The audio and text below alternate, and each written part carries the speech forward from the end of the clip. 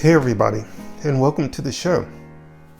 Today we're going to do a little speed painting.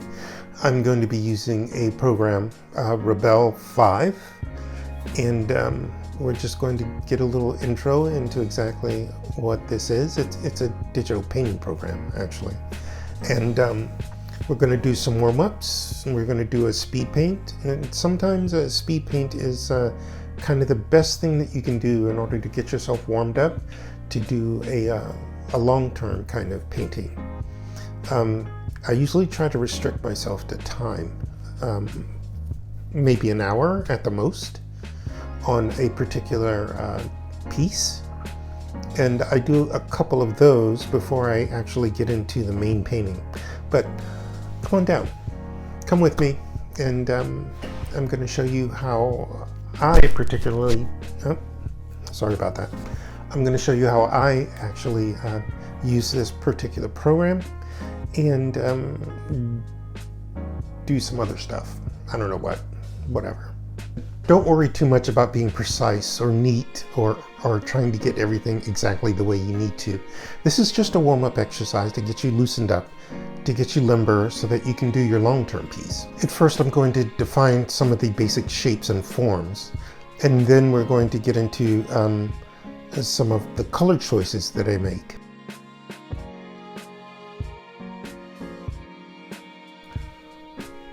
Like I said before, this is just sort of a warm-up before we get into the real deal.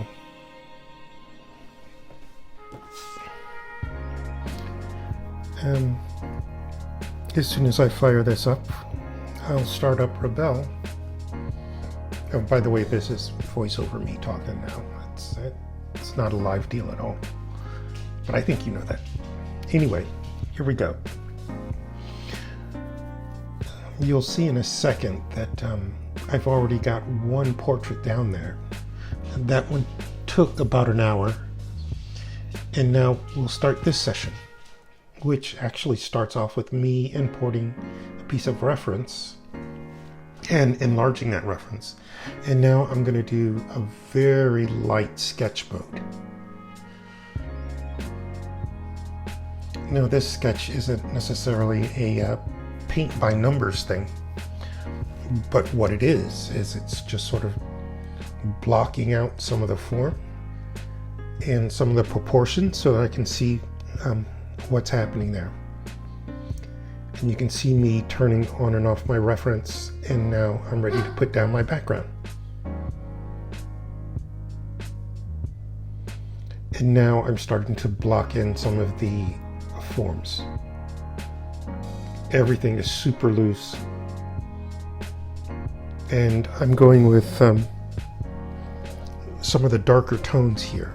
So I'm working middle tone and then to dark. And you can see every once in a while I'm going to put in a very deep purple. And what this is going to do is it's showing me the areas of the portrait where I really want it to recess.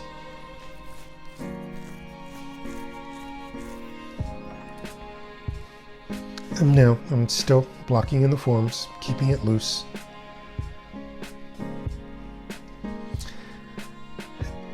And sort of falling in, there we go, you see me turning on and off the outline layer, that little sketch layer, and I know I'm ready to lose that sketch layer when I can turn it off and all of the forms still hold up.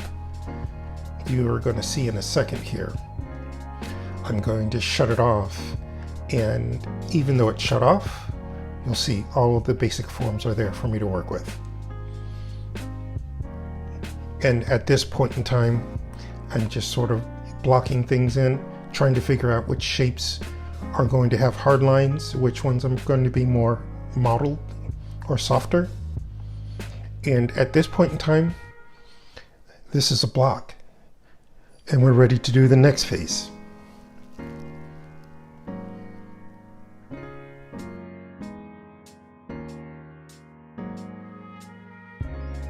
And finally, let's finish off this piece by adding some of those subtle details that really help pop off our subject We're talking about shadows, highlights, and contours. Okay, here we go for round 2. Like I said, I'm going to be focusing on shadows, highlights, and contours now. And you can see that I'm doing some of the smaller brush detail work around the face.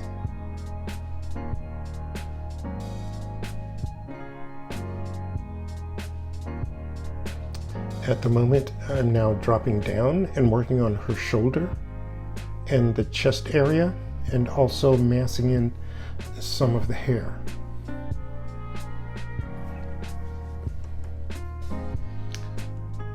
And in a second here, you'll see some of the highlights come up down in her chest area. I'm sort of accentuating the shadow up underneath her chin, and that falls onto her chest.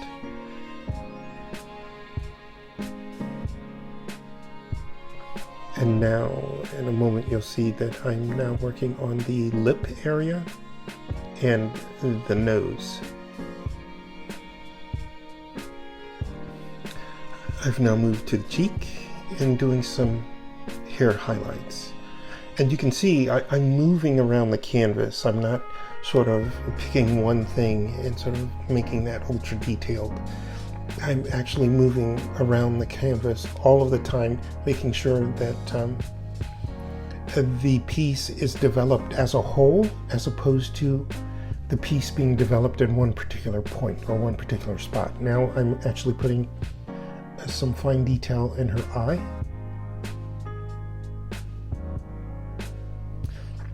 I'm dropped back down to the mouth area, and I'm sort of finalizing that along with highlights up underneath her chin.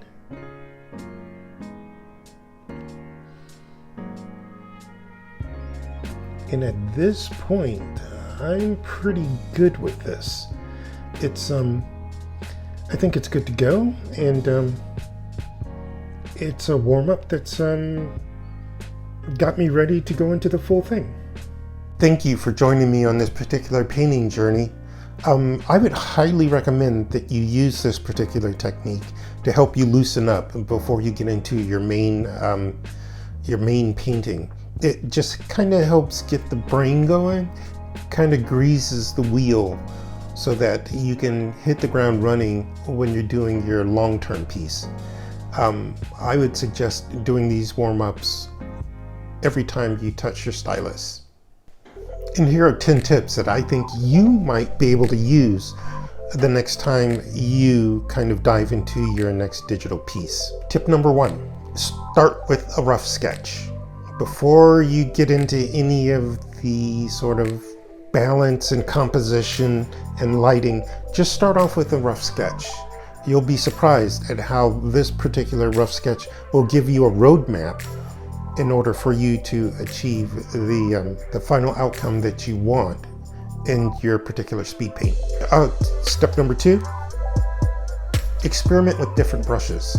A different brush is going to give you a different feel depending on what medium you're working in. And I would say just keep it loose and try as many of the brushes as you think you need. Eventually you're going to narrow it down to some of the basic ones that kind of get the job done. Me personally, I try to stick with one brush for the entire piece when I'm doing a speed paint like this. It just sort of, narrows down the options. It's sort of like working with a limited color palette. It forces you to get some stuff on the canvas and get it done quick. Tip number 3, use your layers sparsely.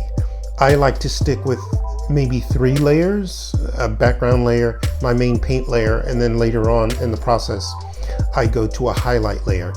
And I'm constantly collapsing the layers that I build. Don't get stuck with a half a dozen or a dozen layers and you never know which layer is doing what. Save that for your full-size piece.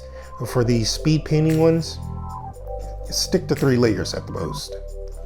Tip number 4, use reference images. I know you guys know this by now, but It's a lot easier for you to use reference images in your piece to kind of keep you on track. Use them as a rough outline, but don't be afraid to let them go in the long term. Tip number 5, you should use a drawing tablet. A drawing tablet is going to kind of take away most of the mysteries of dealing with working in digital paint. I know I started using the other type of palette, the other type of tablet, but there's just way too much,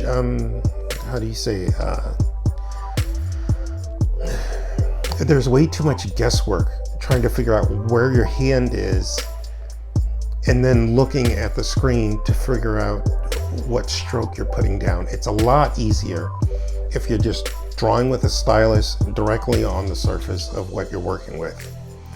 It takes a whole lot of the guessing out of actually doing digital art, or digital painting, I should say.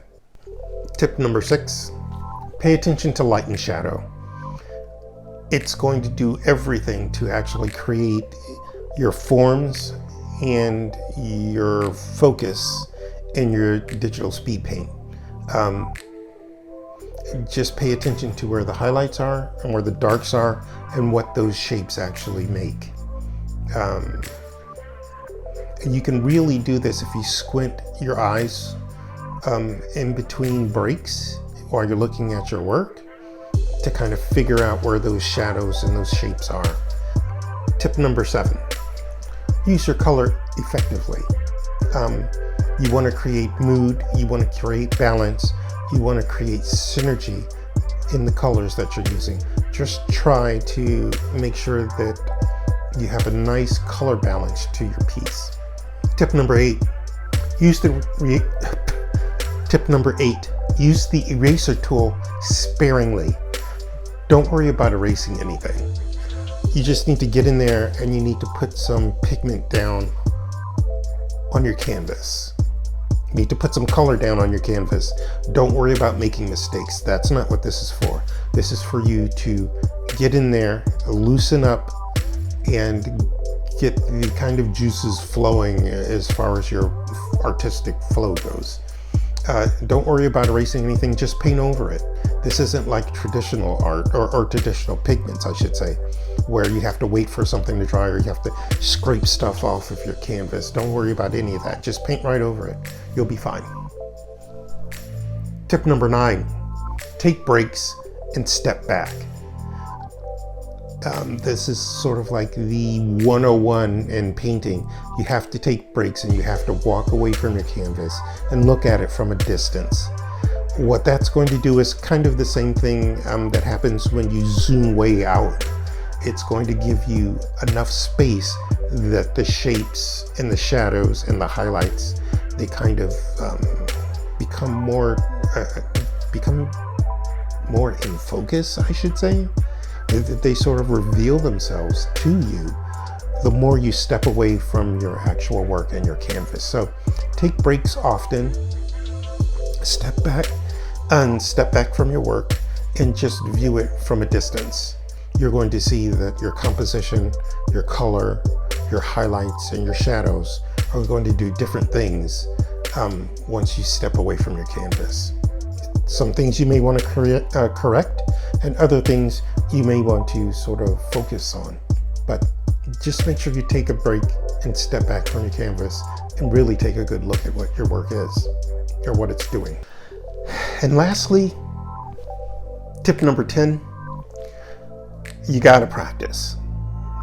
Nothing's gonna happen if you don't actually practice.